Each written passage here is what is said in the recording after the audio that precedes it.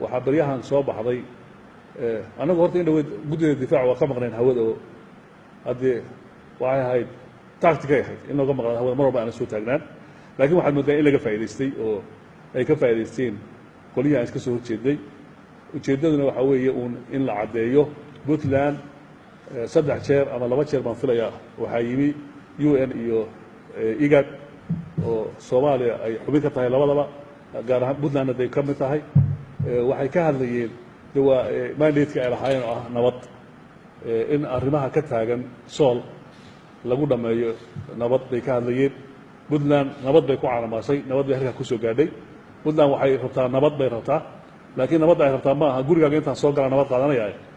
waxay la kulmayeen xukuumadda oo madaxweynuhu ugu horeeyo madaxweynaha iyo wasiiro waxay la kulmayeen baysimada reer sool ama sool iyo sanaag iyo cayn oo u badan oo halka jooga iyo isimo kale oo reer Puntland ah waxa laga wada hadlayo waxa weeye nabad baan rabnaa laakiin nimanka ku noqdeen dhulkoodii nabad weyn rabnaa waa run waa inay ku noqdaan dhulkoodii deegaankaada ku noqdaan laakiin iyagoo halka jooga oo 100 iyo 200 kilomitir oo dhow gudaha ku jira Puntland nabad baan rabnaa ama gamaraan ku noqonaa idiguna tukuraq taga hada in laga yeelmay way ku mahadsan yihiin IGAD iyo UN arrimaha fikirka ay la yimaadeen laakiin Puntland ma qaadanayso mana qaadan doonto Puntland waxaan u sheegnaa dadka shacabkeeda reer Puntland nimankaas way hadlaan afay ka hadlaan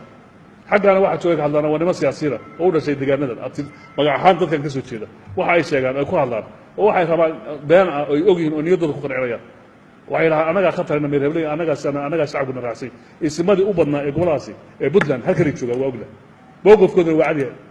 UN uu og yahay IGAD way og yihiin waxaana la isla qaat hal mowqif ay isla qaateen dawladda iyo ismada reer Puntland ha ku noqdeen deegaankii ay lahaayeen ay ugu sokayso og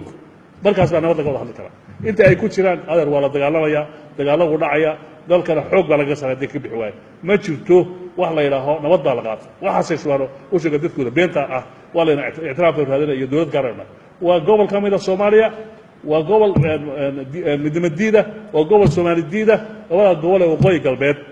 waxaan leenahay la baxa ciidamada haddii la bixi waayeen dagaal ugu dhacaya waxaan u sheegayaa shacabka reer Puntland war wallahi billahi tallahi dagaal waa dhacay ana idin dhaaftay wallahi wuu dhacaya haddii aan ka bixino soo dhaqsaaba uga bixin oo ku noqon dhulkoodii wixii ka yimaadana iyaga ka mas'uula ujeedada aan shirka u qabanay intaas ahayd waana mahadsantiin